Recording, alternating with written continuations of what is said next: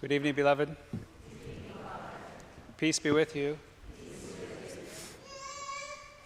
Today, as we're celebrating Holy Thursday, kind of slowing down, celebrating in detail this Last Supper of Jesus, what we call Jesus' Passover meal, right before he's betrayed and arrested, and everything we'll get into tomorrow.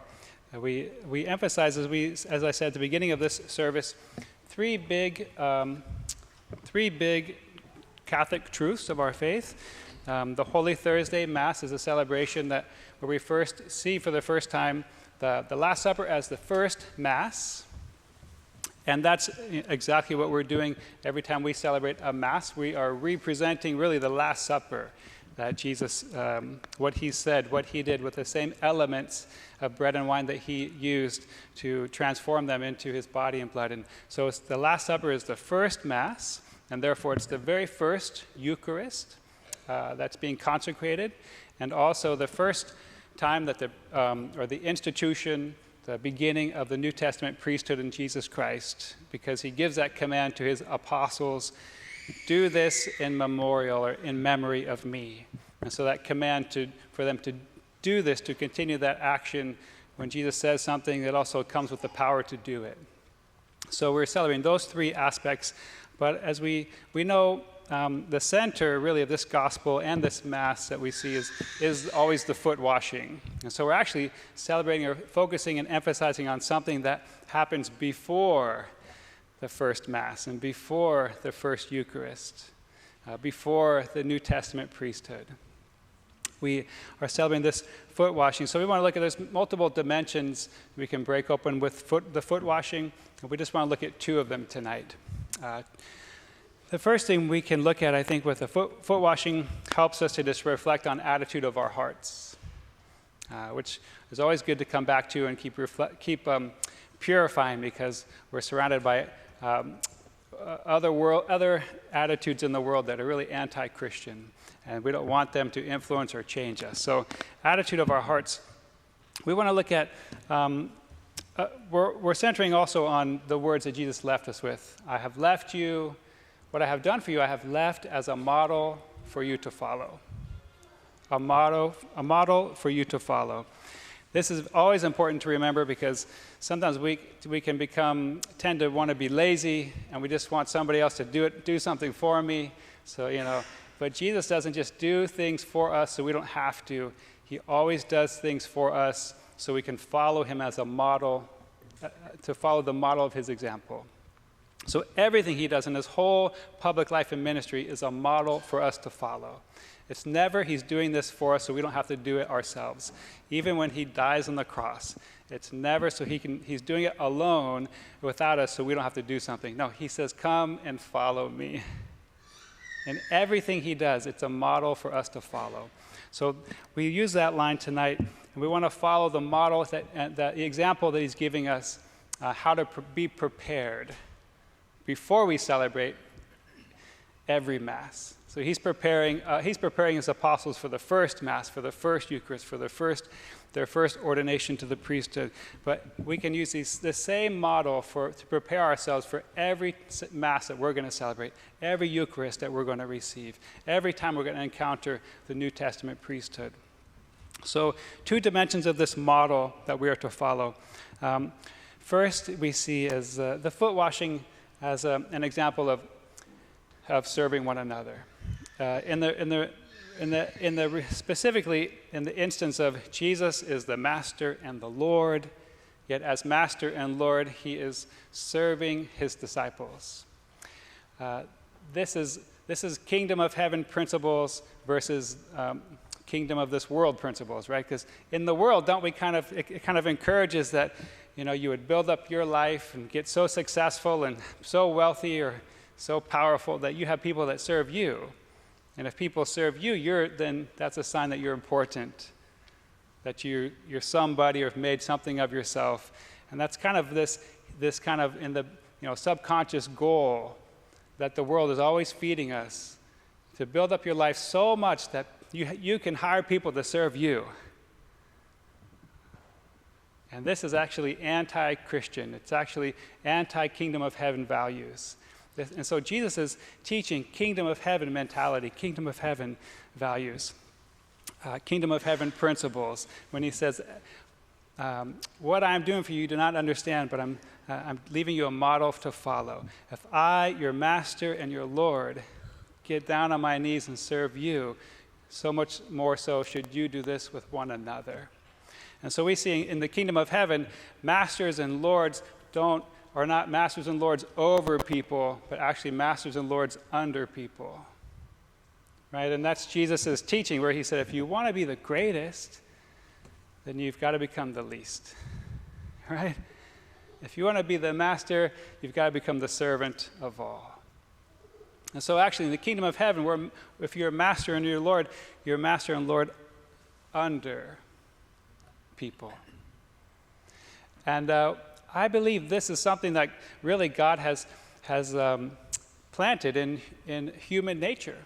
This is how God originally designed human nature from the beginning. It's his original design, his original intention, that just being human, to be naturally human, is to serve under those around us.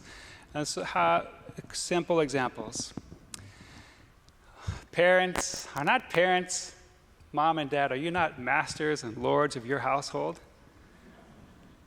And I know it doesn't feel that way in a worldly sense, because the parents are always serving the children, aren't they? As masters and lords of their household, they are naturally serving their children every day, all day, for at least 18 years, right?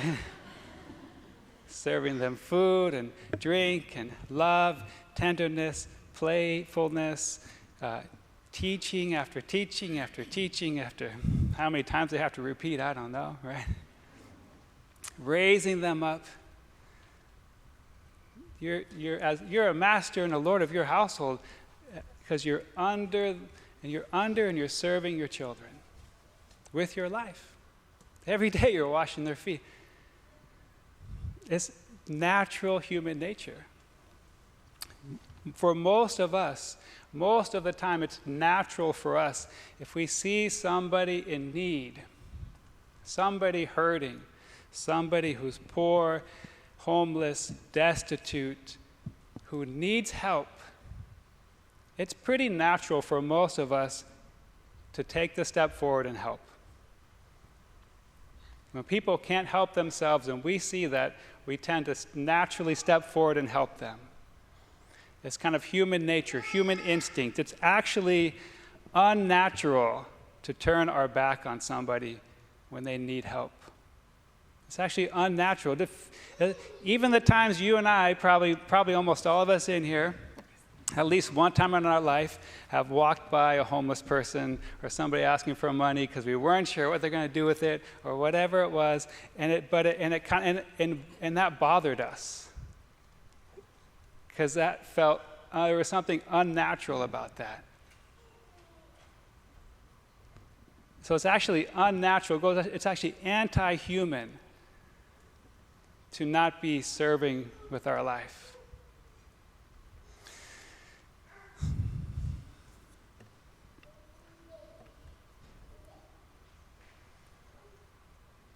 So how is our hearts in that dimension, Do our hearts still feel natural? Or have they been influenced by something that's unnatural, inhuman, unchristian? The desires of our hearts, what have we been feeding them with? Have we been feeding them with what Christ is leaving us an example of tonight? Or do we have these goals inside of us? Like, I want to get so much money that I can have my own servants, I get so much money that I don't have to pay for this or do that. I can have other people doing all these things for me, and I can just sit back, relax, and have my martini or whatever it is, Now, it's okay to have moments like that, right? But to want to center our life on that, that's what's unnatural. And so that's what we want to guard against, because that goes against kingdom of heaven mentality. And so every time we come to celebrate the Eucharist or celebrate a Mass, to encounter the New Testament priesthood, this is one of the self-checks we want to do. How have I been responding to my human nature, my human natural instinct in serving those around me? Who has God put in my life? Not to lord over or be master over or to be over in any way, but who has God put in my life actually to be under, to support them, to raise them up, to build them up, to feed into their life? And have I been doing that? Whose feet have I been washing? If I haven't washed anybody's feet from the last time I did Mass to now this time I'm doing Mass, there's something wrong. Whose feet have I been washing? Who have I been getting on my knees and serving? Who have I been pouring my life into since the last time I celebrated Mass? Since the last time when Jesus left us this example? If I don't readily have people coming to my mind, that's a problem. That means I've got blocks in my heart. We should never come to Mass simply to receive. Well, I need to receive. I need to get filled up. I need, to get the got to get my Eucharist. We never come only to receive. We also need to come to serve. Because Jesus is saying, if I'm doing this for you, you need to do this for one another. How have you been serving one another? How have you been serving each other in your community? At the Newman Center, here in the parish? How have you been reaching out, pouring out to those around you?